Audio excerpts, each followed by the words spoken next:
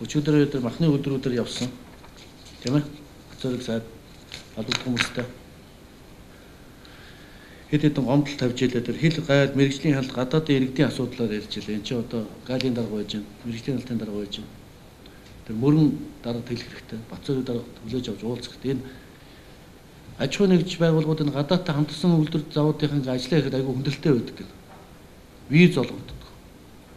Тэгээ нэг сар болоод гардаг заавал. Тэр Ираны талынхаа ярьж илээ шүү дээ. Монголд ирээд тэр одоо энэ чинь байнга ажилтдаг ажилт юм лээ шүү дээ, тийм ээ. Мэргэжилт нь зөөн тооны хүн байд юм шүү дээ. Энд чинь ирээд тэгээ сар болоод заавал одоо Иран руу буцдаг. Тэгээ эсвэл улаан өдрөө гарчаад эргэж орж ирдэг. Энэ мэн дээр бид эргэж хармаар цагаан хөдөр байгаа. Та мөрөн даргатай яриараа асуулт гарга. Энэ экспортын үйлдвэрлэл эрхэлж байгаа. За экспортын биш ч гэсэн энэ үйлдвэрлэл эрхэлж байгаа энэ материалын баялаг үйлдвэрлэж байгаа энэ үйлчлэгээний байгууллагад ажиллаж байгаа аж ахуй нэгж байгууллагуудыг бид нар дэмжих хэрэгтэй байна. Монгол террорист орн биш ээ. Зарим юм дээр битээ ингэ сүр данзан царилж байгаа заяа. Тэр заримдаа дэндүү сүржигнэх юм. Тагнуулын ерөнхий газар шонхрын араас шуугны араас яваад хэрэггүй зтэй. Тэг хийх ёстой ажлаа хийлдэ. Тэр чи байгаль орчны яамны л ажил шүү дээ.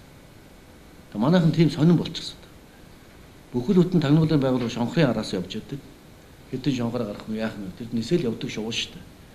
Ирдэг буцдаг гэл юм шувуу шүү дээ. Тэр шувууны араас нэг үндэсний аюулгүй байдал 20 хүрэлтэй зүйл одоо байхгүй байх гэж би боддоо шүү. Жишээд ийм одоо сонин тогтолцоо одоо сонин ажил үүргийн хуваартай болчихсон.